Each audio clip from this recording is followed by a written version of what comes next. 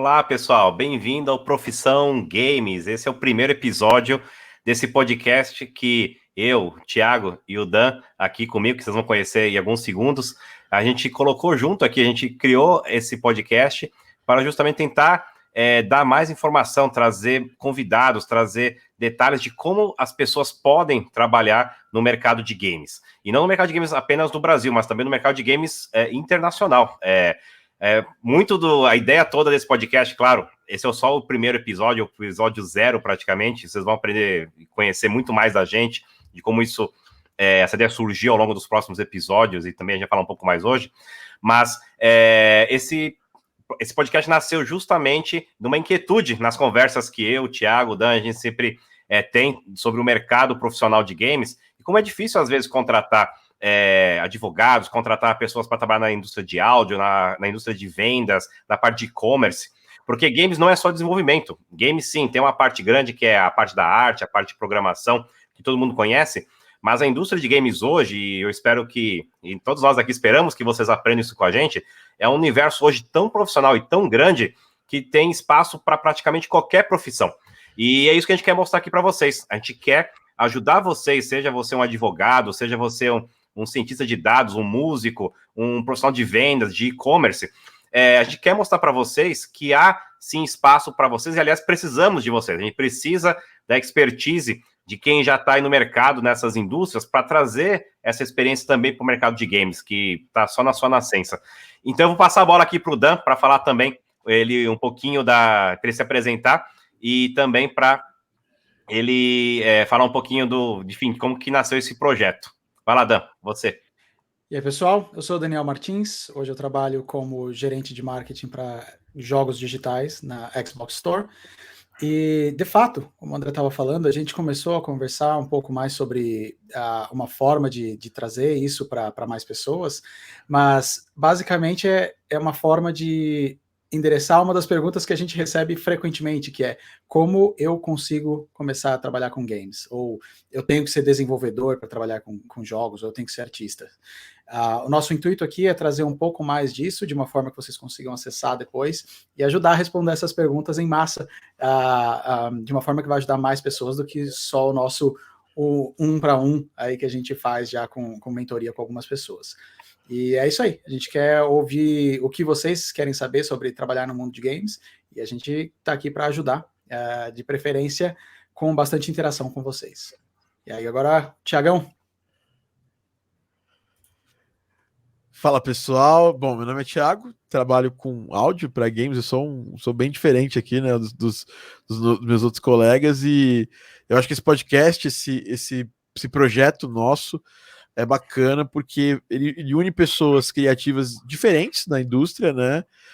Mas que nossos papos, né? A ideia acho que nasceu desde que a gente fez uma live juntos aqui, eu, o André e o Dani, e a gente sentou e falou, pô, cara, esse papo poderia ser um podcast. E aí, pô, a gente pensou, pô, cara, esse papo poderia ajudar tanta gente se a gente falasse as coisas, né? Pô, o Dani e o André têm uma experiência tão larga fora do Brasil, eu tenho experiência no Brasil, mas sempre trabalhando com projetos do mundo inteiro na área de áudio, e a gente tá aqui para compartilhar, para conversar, para discutir as tendências do mercado, tentar discutir para onde vai o mercado de jogos, né? E nada melhor do que começar esse podcast, né? Do que falar das tendências pós essa pandemia, pós esse momento que a gente está vivendo, né? Para onde vai a indústria de jogos, o que vai acontecer depois da abertura, se os hábitos vão mudar, né? É sabido, né? Acho que se qualquer pesquisa rápida na internet você vai saber que o número de pessoas jogando aumentou durante esse período, né? Sei lá, de março de 2020 até agora. Mas para onde que vai essa indústria? André, conta pra gente aqui o que você acha, assim, quais são as tendências? Você que é um profissional de relações públicas super consagrado e eu acho que no seu trabalho durante toda a sua carreira nas empresas, na Blizzard, tal, você sempre tentou enxergar, e você faz parte da estratégia, né, de relações públicas, enxergar para onde que a gente tem que olhar, né, para onde que o mercado está caminhando. O que você pensa disso, cara? Não, com certeza, eu acho que como você bem falou, eu que já trabalho com comunicação, marketing afins para games, já faz quase 11 anos aí, 11 anos esse ano, aliás. Realmente o que a gente está passando é uma coisa assim, sem precedente nenhum. Assim, realmente a gente está um chavão, mas a gente está vendo história sendo feita, né? E o mais interessante é que nos maiores polos de games do mundo, que é os Estados Unidos, a Europa e alguns países asiáticos, também no Sudeste europeu,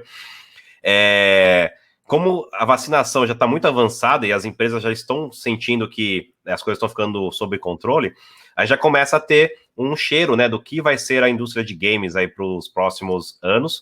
E sim, isso faz parte do trabalho de qualquer executivo de comunicação, de estratégia de marca, né, que é sempre tentar prever, estar alguns anos à frente, né, pelo menos alguns semestres, alguns trimestres à frente do mercado, né.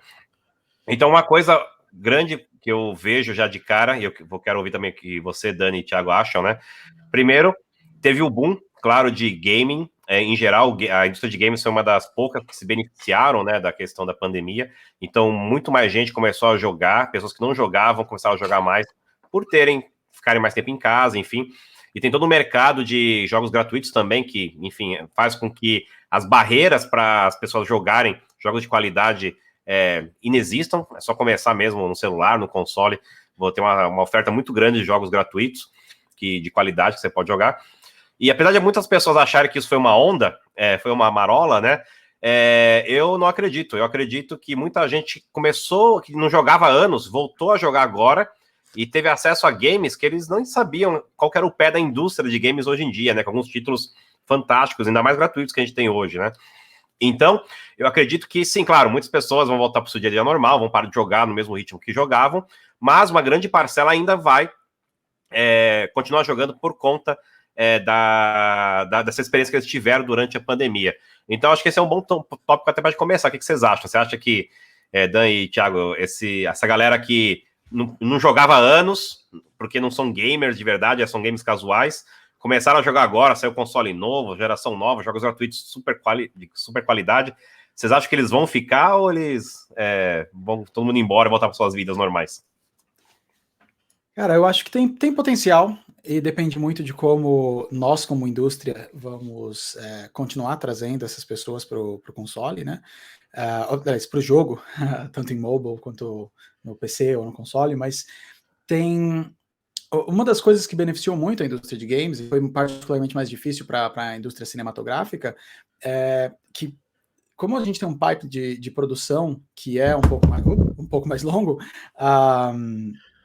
os jogos para lançar já estavam prontos para lançar, enquanto a indústria de cinema você tem quase muito pouco lançamento, muita coisa teve que ser cancelada, muita produção teve que ser pausada enquanto estava tentando entender o que fazer com a pandemia. Então, não só você está em casa, você não vai ao cinema e aí você vai querer consumir o seu entretenimento de casa, como alguns dos filmes que a galera estava esperando, de repente o pessoal não sabe o que fazer. Eu não sei lançar, eu não posso lançar no cinema, o que eu faço? Eu lanço direto em casa? Ou esse que eu ia lançar, eu tive que pausar o desenvolvimento dele, o que eu faço? Nisso, os jogos acabam se tornando uma forma maravilhosa de você acessar entretenimento, para começar, e em segundo lugar, é a forma de você se conectar com alguém. Diferente de você assistir um filme versus você estar jogando com alguma outra pessoa online, você ter aquela conversa. Para muitas pessoas, o videogame acabou sendo uma forma de interação durante a pandemia, a forma de encontrar pessoas, né? Então, eu acho que tem potencial para melhorar a indústria como um todo, pós-Covid, para continuar, mas eu não acredito que a gente vai manter o mesmo nível de interação ou o mesmo nível de gastos, né? Porque se você for pensar no share of wallet, veio muito investimento para games, mas muito desse investimento que veio de pessoas que poderiam ter usado esse dinheiro para ir no cinema fazer alguma coisa. Não vou ao cinema, eu vou comprar um jogo. Vou gastar nesse jogo que eu jogo com meus amigos online, seja em qualquer vertente, né? Então eu acho que tem um potencial, a gente tem muito mais jogadores e muitas pessoas que estavam longe, como você disse, voltaram, mas ao mesmo tempo não espero, eu não tenho essa expectativa de que vai manter o mesmo nível, vai ter uma queda, mas como você disse, André, eu não acho que vai cair para o mesmo nível pré-Covid tão rápido. Na minha opinião, acho que mudou muita coisa, não só na questão dos jogadores em si, que eu acho que é um ponto que a gente puxou e super válido, né? Só pegando aqui pelos jogos que eu trabalho, em média, a gente teve 40% mais por mês, se comparado a 2019, no último ano, de novos jogadores, novos compradores, né? Isso já é uma coisa, como vocês falaram, porque as pessoas estavam focando mais, tinham mais liberdade para focar na indústria, nos jogos em si, como entretenimento, até porque o cinema não existiu naquele momento, e além do cinema não tá sem presença, a gente teve também nas séries, né, hiatos grandes, porque não tinha como gravar e tudo mais. Mas uma coisa que eu percebo os eventos mudaram também, né? Eventos da indústria, né? Que nunca foi pensado que eles seriam online, tipo a GDC, tipo Digital Dragons na Polônia, tipo agora o White Knight lá na Rússia. Todos esses eventos eles tiveram a possibilidade de acontecer online e as empresas organizadoras dos eventos gostaram disso. Então eu acho que dificilmente esses eventos não vão ter mais a possibilidade online. Na verdade, eles vão ter online. Online, pelo menos, né? Eu acho que recentemente. A E3 é um grande exemplo, né? Porque a E3, até alguns anos, a indústria praticamente abandonou a E3, porque a E3 é muito focada em varejo, em quem estava no centro de convenções, então cada publisher, cada empresa resolveu fazer sua própria versão online para atingir o público final. E agora, com a edição virtual, todas as publishers voltaram praticamente, todos os grandes nomes da E3, como a Nintendo, por exemplo, que tinha sumido faz tempo, todos voltaram, né? Bom, só continuando esse negócio, você falou da E3, né? Além disso, a gente estava falando desses eventos online e tal, de educação, que eu acho que dificilmente vão voltar. E outro comportamento que eu acho que não vai voltar assim 100% muitas empresas, até nos papos que a gente estava ali, eu estava falando que algumas pessoas que eu tinha conhecido em eventos em 2019, 2018, as pessoas não consideravam contratar alguém remoto para trabalhar. Em 2020 isso mudou e as pessoas entenderam que isso é interessante, que isso é bom, né? Que isso dá bons frutos, né? E então eu acho que esse modo de trabalhar remotamente ele vai se manter na minha visão. E enfim, eu acho que tem um lado especial, né? A gente tá gravando esse podcast zero, e nesse podcast zero a gente tá gravando numa Twitch aqui meio que escondida, né? E tem uma galera assistindo a gente, acho que é uma parte legal do nosso podcast aqui, a gente grava ao vivo e tem muita gente que pode assistir. E o Mal Ruiz, que mora no Canadá, trabalha com áudio também, trabalha numa das grandes produtoras de áudio do Canadá, na Shannon Pitch, ele lançou a opinião dele aqui. Eu tenho a sensação que que no curto prazo pode dar uma boa caída, né? Quando tudo voltar ao normal, porque as pessoas podem querer voltar a aproveitar a vida lá fora, sem game, sem TV, mas isso é só um palpite e eu acho que isso pode rolar mesmo, né? Pelo menos no primeiro momento, né? Com a observação de que estamos chegando no verão aqui, né, no hemisfério norte. Então, essa é a época.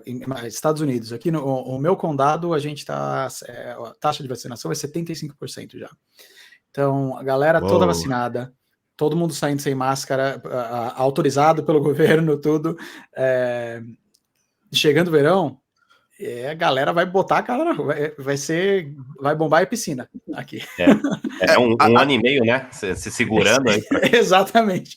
Sim. Aliás, acho que vale a pena a gente falar de onde a gente está para as pessoas, para nos localizarmos para as pessoas, né? Eu tô em São Paulo, capital. O Dani tá onde? Eu tô em Seattle, aqui na costa oeste dos Estados Unidos, no Pacific Northwest. E eu estou em Irvine, é uma cidade que fica bem no meio entre Los Angeles e San Diego, perto da Disneylândia. Belíssima Califórnia. Belíssima Califórnia. O Mal até comentou que tá do lado, porque o Mal tá em Vancouver, né? British Columbia, né? Mal, 2 horas e meia de carro. Dá pra ir de de moto carro, eu faço mais rápido.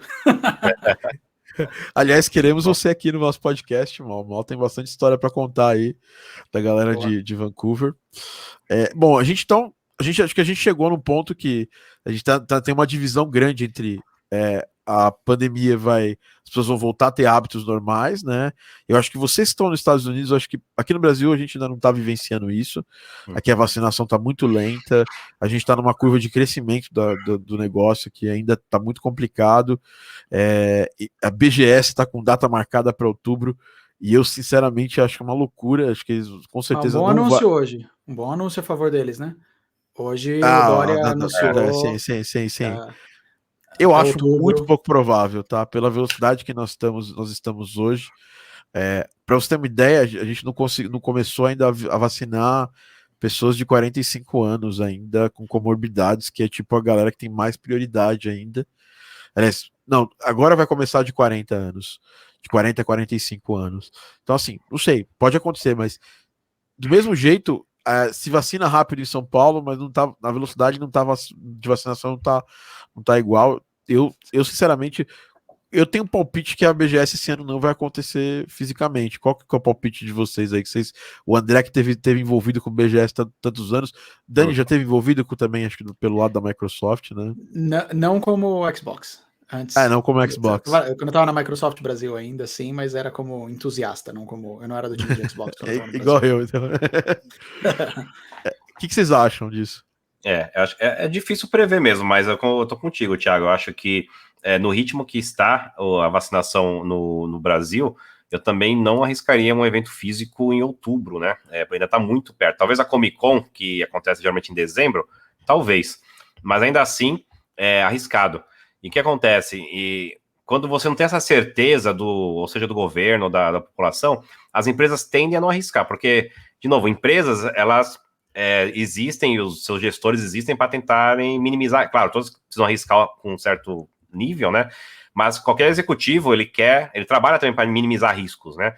Então, você participar de um evento é um investimento de dinheiro, de mão de obra, de time muito grande, né? Uma BGS, uma Comic Con, uma CCXP. Então, é muito arriscado. Claro, todo mundo vai ter que monitorar o que está acontecendo, vamos ver se aí a promessa de São Paulo se cumpre, mas ainda assim, se me falha a memória dos números, uma boa parte das pessoas que participam da BGS não vem de São Paulo, elas vêm de fora de São Paulo, porque são cidades que não tem nada, que não acontecem nada de games, então eles guardam seu dinheirinho ao longo do ano para vir para São Paulo participar da BGS, da CCXP. Então eu sei que uma grande parte do público não é de São Paulo, e se esse público não puder participar, vai ser um complicador. Concordo completamente. Faz todo sentido.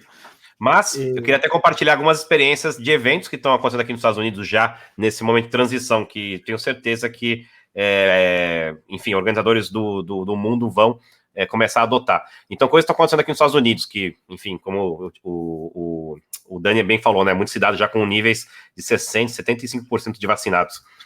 A primeira coisa, a NBA, por exemplo, nos jogos que estão tendo agora os playoffs, né, que vão começar, que até o Gaules vai transmitir aí no Brasil, que é uma iniciativa muito bacana aí, da NBA com o Omelete e o Gaules. Eles têm uma sessão no Staples Center, que é a sede do Lakers, né, que é para vacinados e não vacinados. Então, se você é vacinado, você mostra a carteirinha e você vai para a ala de vacinados.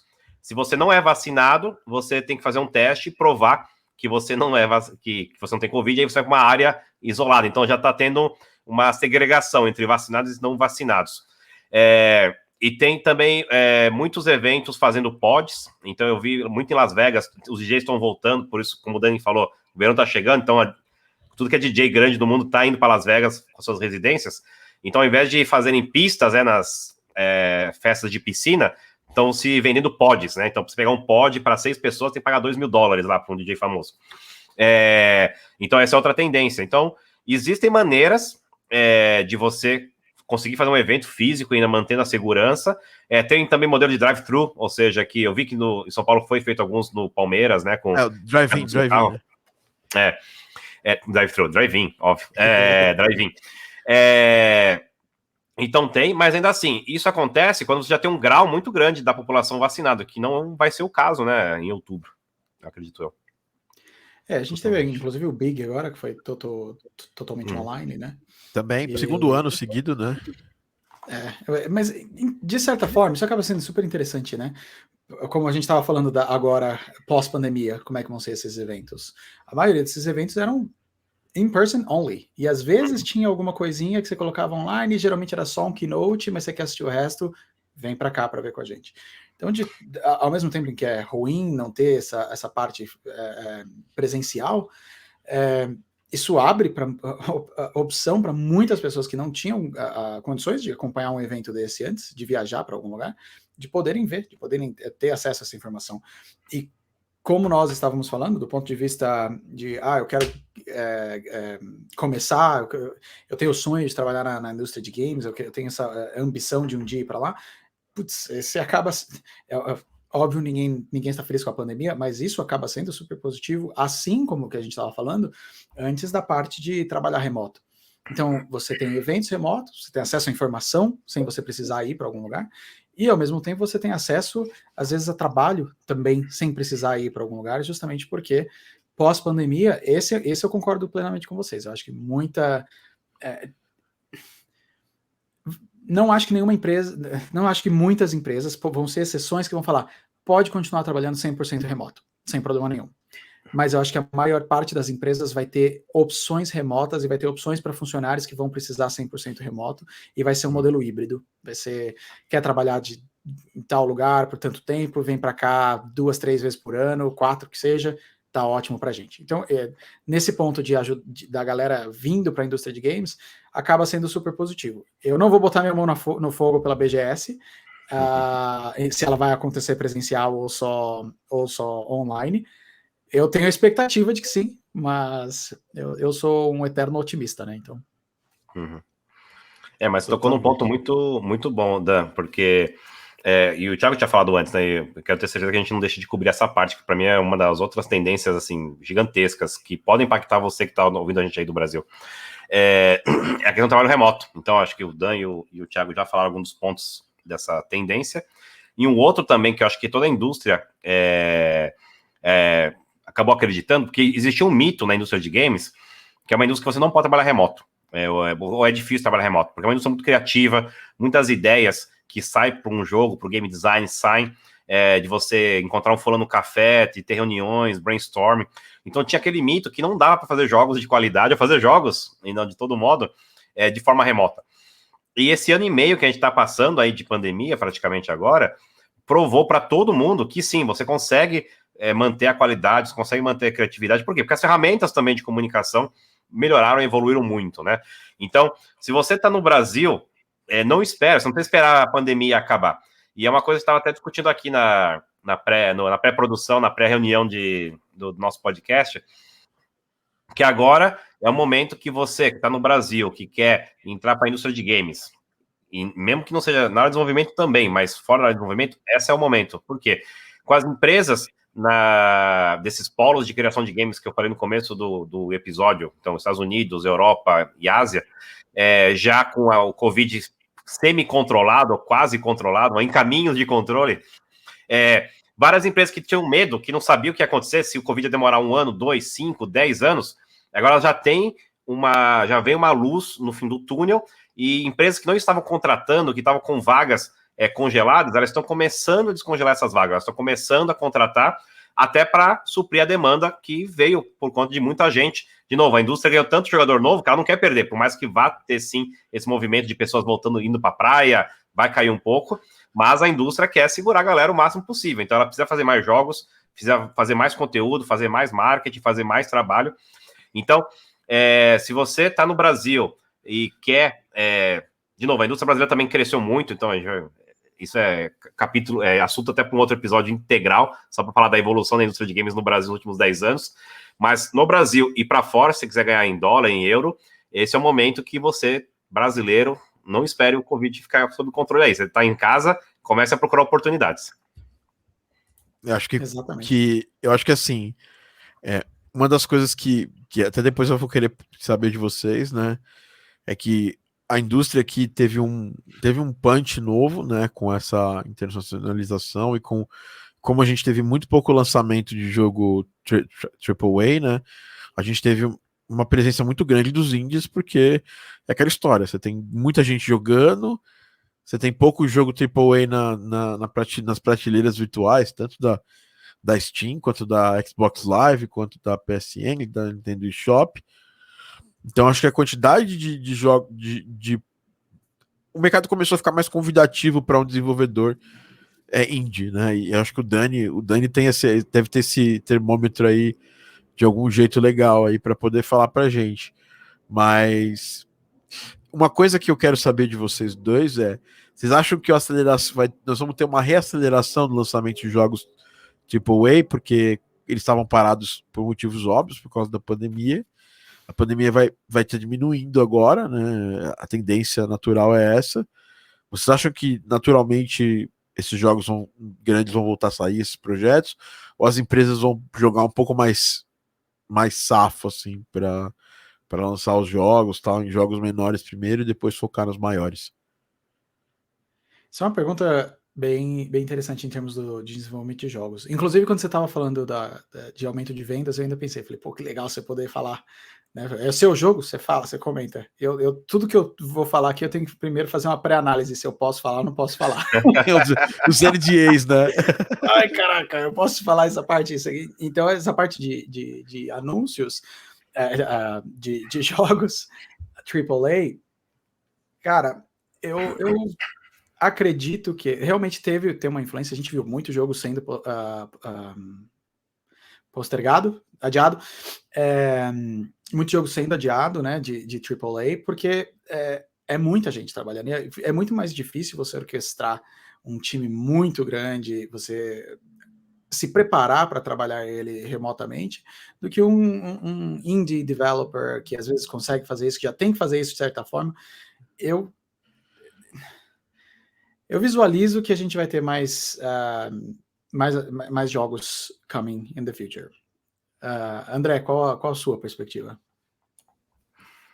Então esse é um momento muito também interessante, porque é difícil cravar com um prego assim para que lado vai, né? Porque eu debato isso muito até com meus amigos desenvolvedores, né? Que eles geralmente não gostam de jogo de celular, acham que jogo de celular é jogo indie mesmo, né? São jogos inferiores, né? Não são grandes obras de arte como uns AAAs. Mas o fato é que as empresas, as pessoas que investem em games, né? O que elas querem, né? No frigir dos ovos, elas querem fazerem jogos o mais bacanas, por que as pessoas joguem mais, com o mínimo de custo, com menos tempo e que lucre mais. Então, essa é a engrenagem, né, que move muito da indústria dos games.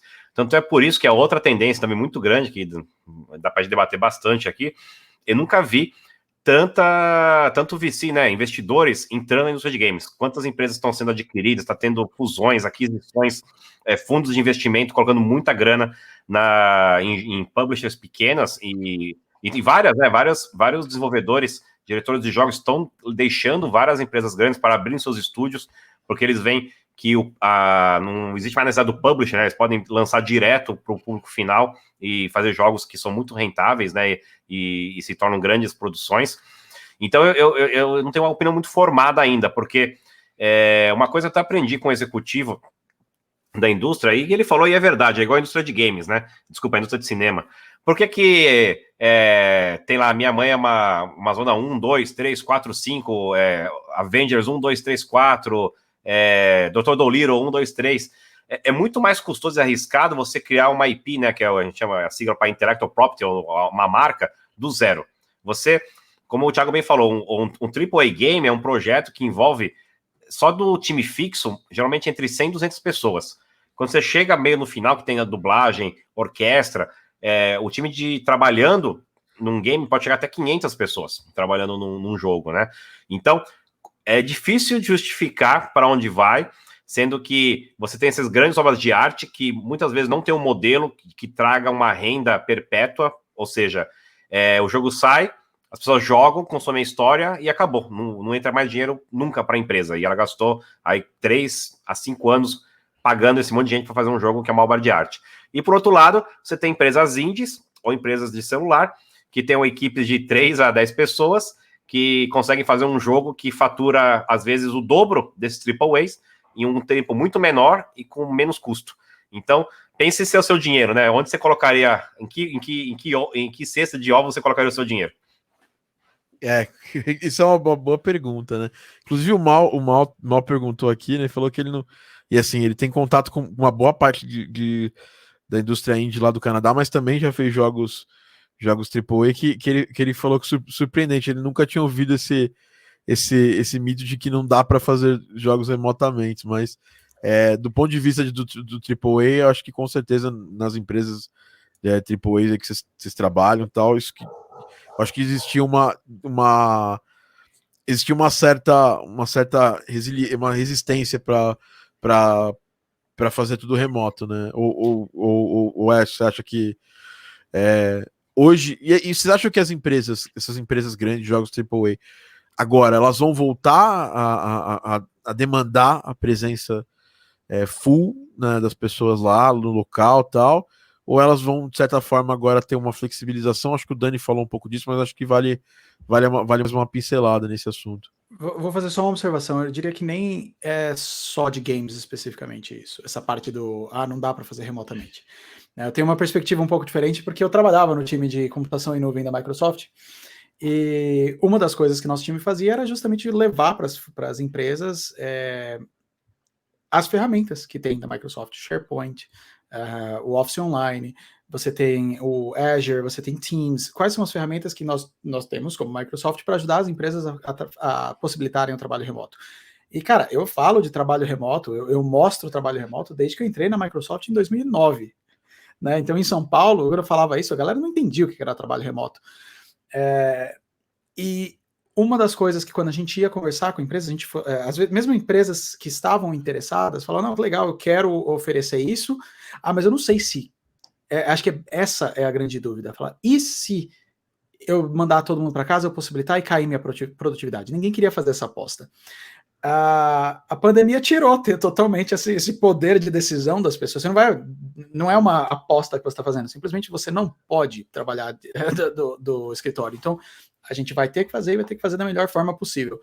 Então, uma das coisas que o pessoal estava falando muito na indústria de tecnologia como um todo é que o que a gente viu em termos de aceleração de mudança para nuvem de empresas, sejam elas da indústria que for, foi basicamente 10 anos, 15 anos em 2.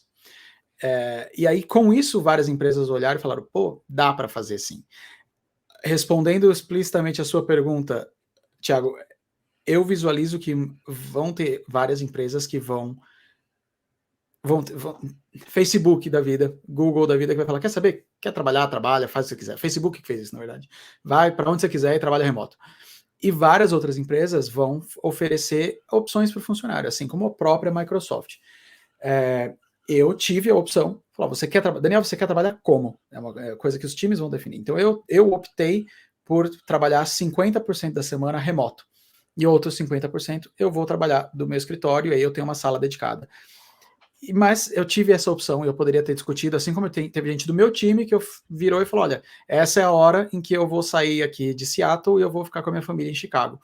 Conversou com o time, alinhou, pronto, essa pessoa vai trabalhar remotamente 100% do tempo e ela vai vir para o escritório uma vez por quarta. Então, eu visualizo isso para pós-pandemia. E eu concordo, obviamente, com tudo que você falou aí, Dani, e eu coloco também outros pontos que deixa essa conversa toda muito interessante, que é o desafio de contratar pessoas também, né? Então, como você bem falou, as empresas ninguém queria ser o primeiro a fazer o teste de colocar todo mundo remoto em casa, já que não foi forçado, então beleza, eu e meus concorrentes foram forçados, testamos, funcionou, mas agora vários modelos, várias preconcepções da indústria de games estão sendo repensados agora. Então, primeiro, não é um mito, né, mas aquele ideal do campus, né? O campus da empresa de games. É aquele lugar inspirador que você chega, da Blizzard mesmo. Você vai lá, tem uma estátua Work no centro, os escritórios decorados. Você está num ambiente criativo. E tem aquele estigma de que aquele ambiente e as conexões e contatos que ele permite, que ele propiciona, impactam na qualidade dos games.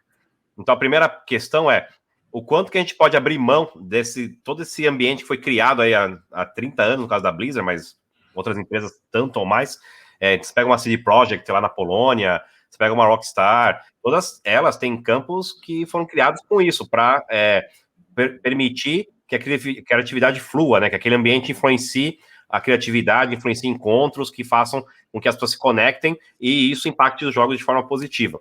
Então, não tendo isso mais, como a gente compensa isso? Então, essa é a pergunta. Isso é uma coisa meio ruim, né, em tese. Por outro lado, sempre foi um desafio contratar pessoas. Então, por exemplo, a CD Projekt, para convencer talentos do mundo para ir para a Polônia, putz, é difícil, cara.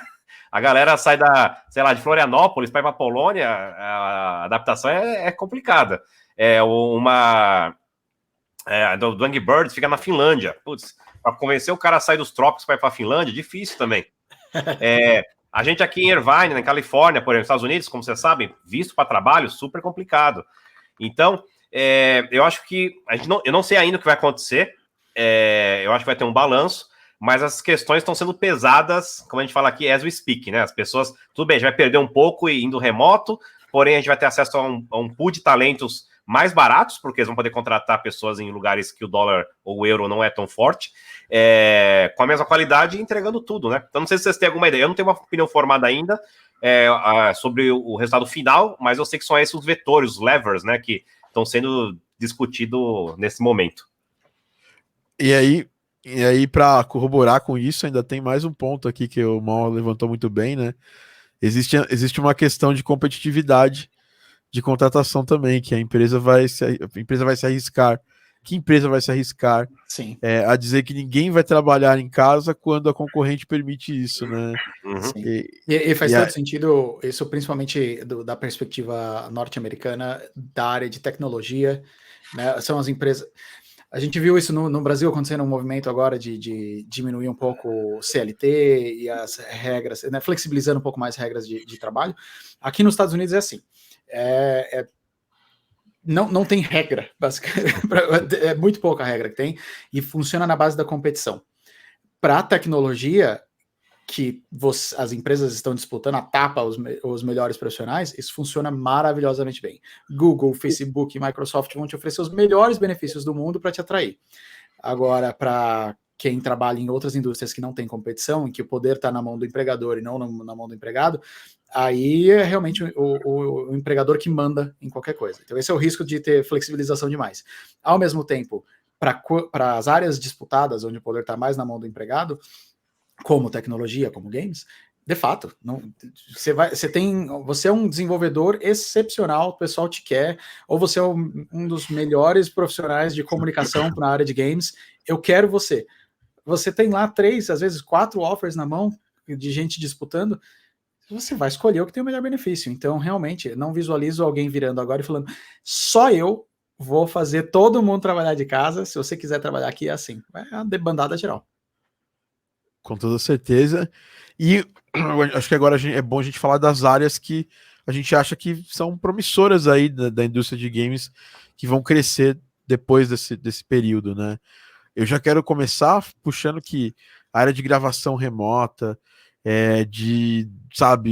isso aumentou demais. Eu, por exemplo, hoje eu assino um serviço que eu tenho músicos do mundo inteiro ali na minha mão, seleciono o que eu vou gravar, marco a sessão de gravação, a gente abre um Zoom, abre uma outra ferramenta que diminui a latência da gravação e a gente faz a sessão inteira. Ele grava lá do lado dele, eu acompanho a sessão, corrijo se é necessário, dali alguns minutos eu estou já com o resultado da gravação, músicos fantásticos de instrumentos que talvez eu nem conseguiria achar, às vezes uns instrumentos étnicos, né?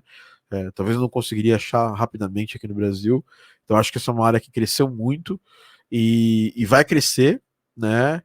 E eu acho que tem outras áreas, né? Acho que tem trilhas de dados, acho que o André tem bastante coisa para falar disso aí, porque você tem pesquisado bastante sobre essas novas áreas, essas áreas que estão crescendo, até como um profissional da área geral, né, de games. O cara das relações públicas, ele conhece todo mundo de todas as áreas, porque precisa conectar às vezes uma área com a outra, precisa vai linkar essa área com a imprensa, né? É bacana. O que você acha, André? Quais são as áreas que na sua cabeça aí vão ser as que vão despontar mais ainda depois que voltar ao normal, depois da pandemia? Não, com certeza. Dá pra gente passar mais um programa aqui, mas como a gente tá quase chegando à nossa hora, você citar 2, pelo menos, são fortes, né? Uma que tá até ligado que você acabou de falar, Thiago, é questão de eventos online. Porque A gente tá falando aqui, já tem até uma estrutura, o Thiago que é o nosso maestro aqui, já põe uma estrutura muito melhor que fazer uma conversa via Zoom. Mas para quem não sabe, um evento profissional não é uma câmera, uma luz do camelô e um Zoom. Assim, não, eu participei de alguns eventos profissionais online ao longo do ano passado, fez pelo Facebook e outras empresas grandes. Vocês não têm noção do número de pessoas envolvidas de empresas que já oferecem um serviço profissional de eventos virtuais. Então, para citar um exemplo que eu participei, eu dei uma palestra no Creators Day do Facebook, aqui da América Latina, e eu fiquei abismado. Até eu que trabalho com eventos aí também há mais de 10 anos, fiquei chocado, assim, do nível de profissionalismo. É super bacana. Se não me engano, a equipe de produção do evento devia ter mais de 30 pessoas trabalhando só nos bastidores, que vai desde aquela pessoa que manda um no-break para sua casa, para a energia não cair, que manda um link de internet redundante para sua internet caseira, caso dê problema. Então tem tantos detalhes novos em fazer um evento online profissional que esse mercado certamente vai crescer muito. E outra coisa, muitos eventos, que você pega um DC Fandom, que não é de games, é da DC, mas é dentro da área de entretenimento, também esses eventos tendem a ter versões locais, então o evento é em inglês, só que ele vai ser transmitido com dublagens, igual o Oscar mesmo, com dublagem em tempo real.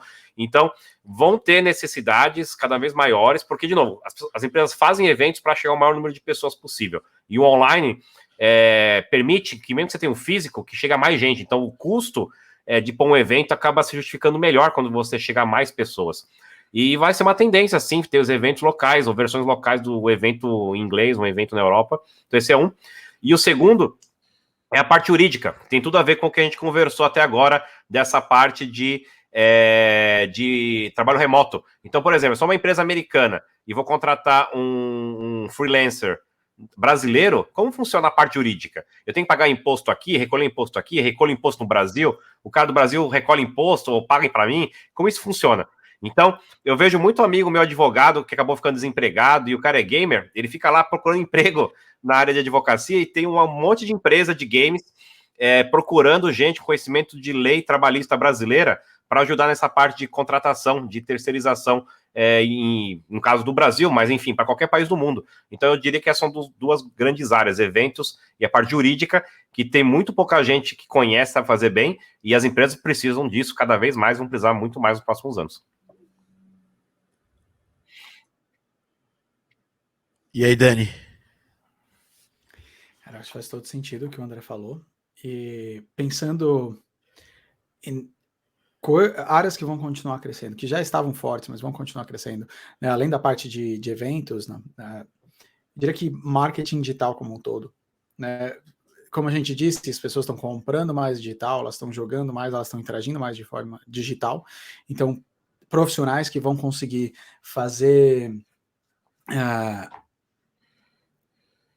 esse meio de campo, ajudar a suportar vendas, pensar em campanhas que vão estar até uma área que está extremamente quente aí. Outra que sempre, para mim, essa, na verdade, independente do que faz, falar para mim que cresceu, subiu, pandemia, pré-pandemia, analytics, análise de dados como um todo, entender, principalmente conforme digital aumenta, você precisa de alguém da análise de dados que vai conseguir entender e vai conseguir te dar resultados e melhor formas de entender os seus consumidores e o comportamento do consumidor. Por último, eu diria que conforme você tem mais interação digital, conforme você tem mais eventos digitais, como o André falou, community managers, pessoas que vão trabalhar online, que vão fazer essa interação do jogo com a comunidade, vão fazer a interação da empresa com a comunidade, são vagas que eu vejo crescendo bastante. Thiago? Bom, cara, eu já até soltei uma dessas que eu falei. Eu acho que a inteligência de dados vai aumentar muito também, porque é uma coisa que as empresas já pensavam nisso, mas com a presença online, as pessoas com uma presença maior online, a gente tem que ter mais inteligência quanto a isso. Eu acho que uma área que vai crescer, vocês falaram muito da questão de eventos, né? Esses eventos híbridos, eles vão crescer mais. Antigamente as pessoas tinham que assim, a pessoa tem que vir aqui para poder consumir no meu evento, e a gente estava falando desses modelos de eventos, tem modelos de eventos que já fazem toda a parte de consumo, né, sei lá, merchandising, a parte de vendáveis, marketplaces, todos online. Você mesmo, Dani, aí durante esse evento que teve aqui no Brasil, o Big tinha lá uma área especial lá no Xbox Live, dos jogos nacionais, esse tipo de venda sazonal. Eu acho que com certeza as grandes empresas vão começar também a se preparar para esses eventos, né? E eu acho que esse hibridismo vai ser uma coisa interessante para tudo, não só para o trabalho, para os shows, para música. Vai voltar, eu acho que obviamente as pessoas estão com muita ânsia de voltar, e isso vai ser rápido, assim, as pessoas vão querer sair de casa. Quem aqui não vai querer fazer uma viagem? Eu mesmo quero visitar o André, quero visitar o Maurício, né? É, quero visitar o Dani ali em Seattle. Então, assim, eu tinha até passagem marcada para esses países, né?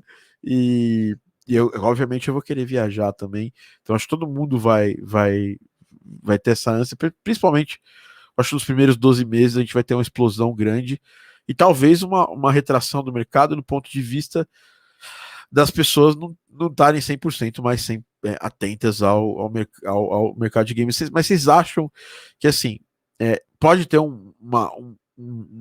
sei lá, uma espécie de crise no mercado por causa disso? Ou vocês acham que é só realmente um comportamento social?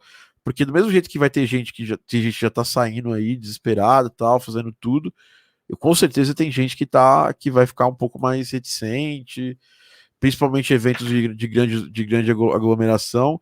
E uma coisa é certa, né? Um hábito construído é muito difícil de ser destruído, né? Então, eu penso assim, vocês acham que vai ter algum tipo de crise, né, nesses primeiros aí 6 meses do fim da pandemia, mas do controle da pandemia, né? De crise do que, especificamente? De eventos presenciais? De diminuir o número de vendas dos jogos, diminuir o número de jogadores online, assim, porque pode ser um side effect, as pessoas vão pra rua, as pessoas se preocupam menos com jogos. Você até falou lá no começo do podcast aquele negócio do share of wallet, que você acha que isso vai diminuir, né? Você prevê, as empresas provavelmente devem estar se preparando para isso, elas preveem que vai, ou vocês pensam que as empresas devem estar pensando na diminuição do número de vendas, esse tipo de coisa? Eu acho que assim, um hecatombe nuclear, eu não prevejo isso, não vejo acontecer. Pode ter, de novo, uma reação temporária, como você me falou, muita gente querendo sair e tal. Mas, de novo, eu acho que uma das coisas mais bonitas, né, ou interessantes da indústria de gaming, em comparação com a música, cinema e outras, né, é que tem produtos para todos os gostos e todas as situações. Então, se você é uma pessoa que fica mais em casa, pô, você vai jogar no console, vai jogar no PC. Se você é uma pessoa que tá mais on the go, né, a pessoa que tá viajando, pô, você pode jogar no celular hoje, jogos... Aliás, o mesmo jogo, né, hoje com o crossplay, né, você pode continuar o seu progresso. Você começa jogando no Xbox em casa, vai para casa do primo, joga no PC lá, e depois vai pro celular e continua jogando lá, e o progresso tá compartilhado aí. Xbox Cloud, pega seu celular e joga na piscina, cara. Exatamente. Então, cara, hoje, de novo, pode ter sim variações, mas eu não vejo. Acho que até foi o Dani que falou, né? Você que falou há pouco aí, antes, né? Pô, são hábitos novos que foram criados, né? E dificilmente os hábitos vão deixar de sair, né? Ou vão, assim, desmudar. Depois de 1 ano e meio, já falam, né? Se você. A galera que começa a academia, se você vai na academia 3 meses, você, em tese, pega o hábito da academia, pega o gosto e segue na academia pela vida, né? Então, 1 ano e meio jogando coisas que você não jogava, tendo experiências interativas que você não tinha. De novo, tem gente que vai desistir, igual tem gente que desiste da academia também no 4º mês, mas eu acho que um grosso ainda segue aí, com diferentes doses, claro, mas eu acho que segue. Então, acho que, como o Dani bem colocou antes, pode ter uma redução, mas a gente vai voltar para um nível maior do que a gente estava pré-pandemia. Eu acho que esse é um ponto principal. Novamente, não é que eu fiz uma análise, um forecast. E se eu tivesse feito, eu não podia estar falando a respeito. Mas eu não ao meu ver, não vai ter uma crise. E sim, estávamos num patamar, subiu muito. ao meu ver, é o natural, conforme a vida vai voltando ao normal, baixar um pouco. Mas sim, não visualizo baixar ao que estava antes de começar. E sim, talvez achar uma zona de conforto ali no meio. Porque, novamente, é uma questão de você tem a sua renda discricionária, você vai escolher o seu entretenimento. Quando o seu entretenimento tem que ser feito de casa, você vê Netflix estourando, você vê tudo que é streaming estourando. E pensando como Netflix subiu, vai ter uma queda natural de pessoas que vão querer voltar a gastar, ao invés de pagar a subscription, elas vão querer gastar no cinema. Isso. Então eu acho que pensando nesse tipo de movimentação do mercado, sim. Mas ao mesmo tempo, a galera do nada virar e falar, quer saber? Fui obrigado a experimentar a vida digital durante a pandemia e agora eu vou largar tudo e viver na cabana, eu vou nadar pelado na cachoeira todo dia. Aí já acho que é outro nível de sair pro offline, né? Então eu acho que vai ser um equilíbrio entre os dois aí. Excelente, vamos nadar pelado na cachoeira, tô brincando. Mas eu acho que a gente até esqueceu de um ponto importante, que vai uma parte da indústria que vai mudar muito e mudou, é a parte de educação. Eu tenho uma empresa que tem uma escola online desde 2014 e uma das grandes coisas que a gente tinha que convencer as pessoas pô, você vai fazer um curso com a gente online, a gente vai dar uma experiência de contato, porque era uma parte difícil do convencimento. Muita gente falava assim, cara, eu não vou estudar online, cara, eu prefiro fazer o curso físico, eu prefiro estar lá com a pessoa que vai me ensinar e tudo mais fisicamente. E a gente viu um boom da educação online, muito também, como a gente já disse, é a mesma coisa. As escolas foram empurradas a fazer isso, tipo, minha sobrinha, ela começou a estudar recentemente, e a escola imediatamente teve que mudar todo o esquema, teve que mudar para um esquema online, criar sites de apoio para os alunos, e isso existiu uma evolução que acho que não existia há muitos anos do trabalho online, da educação online. Aí fora, vocês acham que esse esquema híbrido, porque aí já tinha muito estudo online? Tinha, mas eu sinto que aqui no Brasil a gente tinha faculdades online, elas também estavam caminhando bem, mas eu sinto que aí principalmente, acho que eu penso da galera dos Estados Unidos, Canadá, que eu conheço mais o pessoal, o ensino online era uma coisa um pouco menos...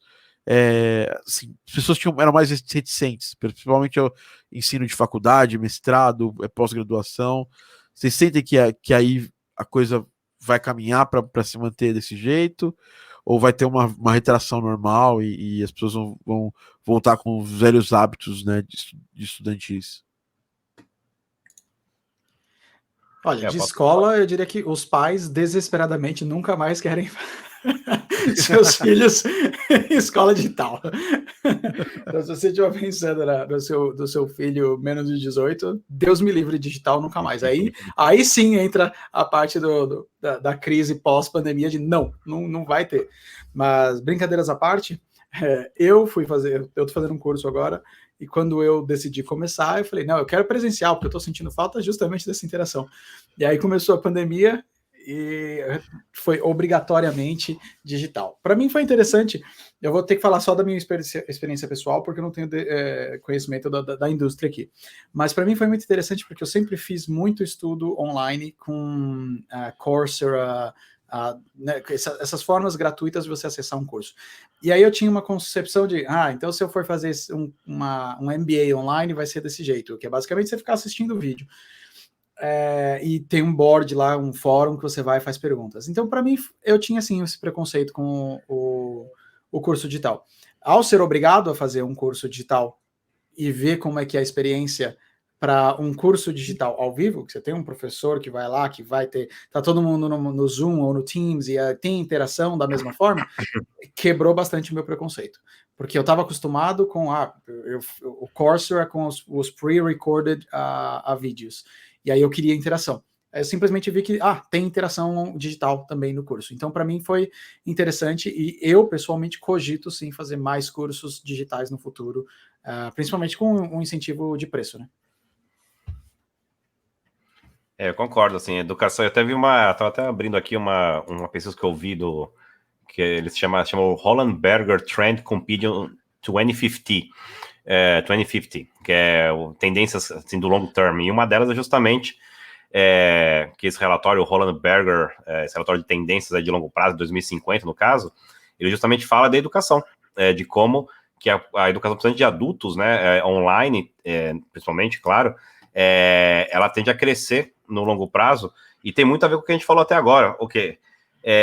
Não só é mais bacana, eu sou um cara que quem me conhece sabe que eu adoro sala de aula, eu gosto de interagir com o professor, com os amigos, de fazer contatos, eu aprendo melhor presencialmente, e eu não gostava, eu trabalhei com e-learning bem no começo, o meu primeiro trabalho foi na Embi Morumbi, trabalhando com e-learning em 99, quando o e-learning começou a chegar no Brasil, então eu trabalhei com isso e acreditava no modelo, mas eu pessoalmente não gostava. E hoje, depois de tanto tempo afastado dessa indústria, eu fiquei chocado o quanto é interessante aprender online, né? E não só as ferramentas são melhores, o formato é melhor, e outra coisa, você consegue ser muito mais prático e pragmático no ensino, e você acessa profissionais que você nunca teria. Então, acho que o grande exemplo é o Masterclass, que acho que todo mundo aqui que assiste a gente deve ter visto alguma propaganda alguma vez na vida, né? Poxa, o Masterclass, ele conseguiu fazer uma aula do Bob Iger, o CEO da Disney, que liderou a compra da Marvel, da Pixar. O cara dando uma aula de negócios. Quando que você teria uma aula de negócio com o Bob Iger? Nem se você estivesse em Harvard você teria esse tipo de acesso. Você tem aula de guitarra com o Santana, por exemplo. Quando que o Santana daria uma aula sobre guitarra e sobre as técnicas dele? Você tem aula de tênis na plataforma com a Serena Williams. Quando que você teria esse acesso? Então, nunca. Então, eu acho que a educação, com certeza, isso vai para games também, porque você está tendo uma série de iniciativas de cursos, faculdades, treinamentos online, trazendo os melhores. Aí o Thiago mesmo tem talvez o melhor curso de áudio para games aí do Brasil online, ou até o único, né? Mas se não é o único, é o melhor, com certeza. Quando que você poderia aprender sobre como fazer áudio para games? Eu, quando era moleque, até vocês vão ver que tem até um sintetizador aqui que sou fã de música, né? Você tá vendo aqui meu violão aqui atrás.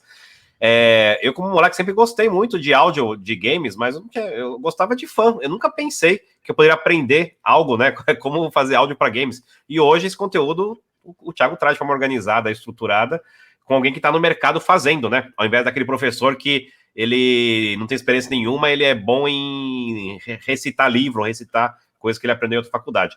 Então, esse acesso a alguns dos melhores profissionais do mercado, de uma forma interativa, bacana, e também com ferramentas melhores, certamente dá um outro nível, né? Até agora, eu que era um grande fã da faculdade, fui professor universitário na USP, na Embi Morumbi, na PUC, no Senac também, muitos anos da minha vida aí no Brasil.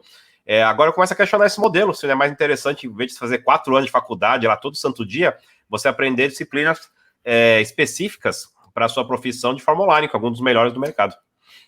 Totalmente, eu acho que a grande questão é o desafio de fazer os 3 pontos. Acho que um curso tem que ter, que é conhecimento, e aí a base gravada, ela é muito importante, mas eu aprendi isso com os anos aqui, já educando, que muitas vezes você precisa reforçar, porque as pessoas procrastinam normalmente, as pessoas procrastinam na sala de aula com você na frente delas. Imagina você tendo que passar para elas assistirem aulas. Então, você tem que fomentar a prática, né? Essa é uma coisa que o ensino online ele tem que fazer. Fomentar o network, então tem encontros, né, mentorias, papos, às vezes até um happy hour da turma ajuda a fomentar essa parte social, né? E eu acho que o terceiro é você fazer a pessoa criar mesmo. Na minha área, por exemplo, não tem muito jeito. A gente pode passar teoria, a gente pode explicar o passo a passo, mas a pessoa vai ter que mostrar que ela sabe fazer a parada. E como que eu vou saber se ela está fazendo bem? Ela tem que fazer e eu tenho que avaliar. Então, todos esses pontos, acho que a faculdade vai aprender. E até o Mal até citou um desse aqui agora, que tem a questão do curso online, que é a possibilidade de networking com a indústria, algo importante em um curso superior. Nem todas as instituições têm ferramentas para estimular isso online. E é parte importante de um MBA, por exemplo. Eu concordo plenamente com isso, do Mal.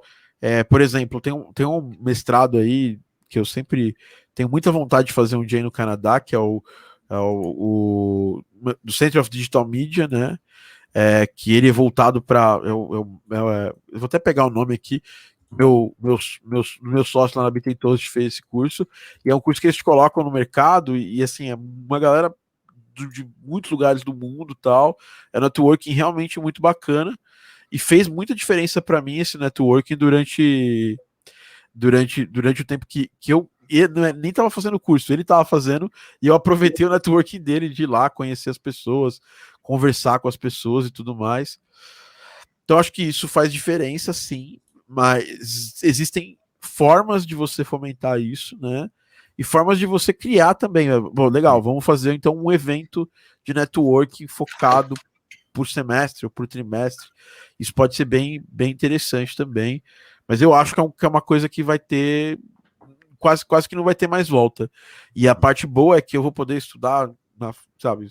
Eu posso fazer um mestrado online nos Estados Unidos, no Canadá, de um jeito que não dá para fazer antes, porque tem toda aquela questão do mestrado querer te vender também o visto de estudante, aí você tem que ir lá e tal. Isso gera um custo que muitas vezes é proibitivo, né? E que não é só o custo da mensalidade. Eu entendo que a vivência é importante, mas também eu acho que vão ter modelos novos aí.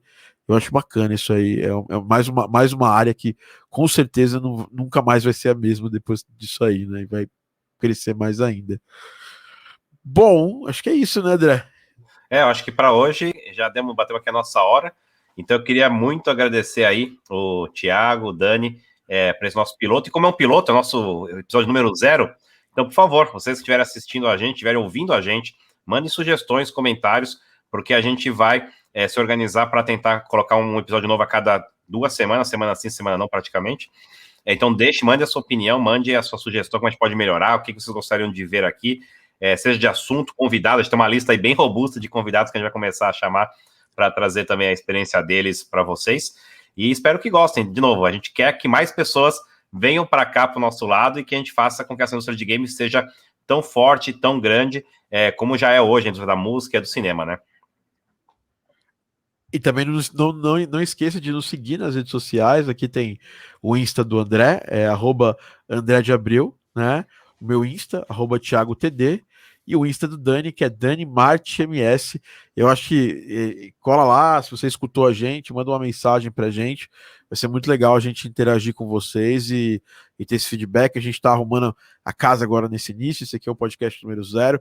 No próximo já vai ter convidado, a gente vai poder entrar em temas, fazer um podcast mais temático ainda, né? Esse aqui foi para você conhecer a gente. E Dani, considerações finais aqui, aqueles famosos considerações finais do podcast. Cara, eu acho que é bem animado para ter essa conversa com frequência e tentar ajudar mais pessoas, né? Eu acho que todos nós aqui passamos por esse sonho de um dia trabalhar com games e conseguir chegar lá. E agora a gente também tem outro lado de, às vezes, eu quero contratar alguém e às vezes vem aquela pessoa que ela só ama jogos, mas ela não é exatamente, às vezes, a melhor para aquela função que a gente está tentando contratar. Então, eu acho que tem 2 coisas que a gente quer muito fazer com isso, né? Que é ajudar os melhores profissionais da sua área a considerarem jogos e ajudar as pessoas que querem trabalhar com jogos a dar esse primeiro passo. Então, super animado de fazer isso, de poder ajudar. E é justamente isso. Mandem perguntas. Se você já trabalha com jogos e quer saber mais sobre a indústria da nossa perspectiva, manda perguntas. Se você quer saber como começar também, manda aí pra gente. A gente vai ficar feliz em ajudar. Prazer imenso estar com vocês dois aqui e com todos que estão acompanhando também. Isso aí, galera. Falou. Falou, pessoal. Até a próxima. Abraço.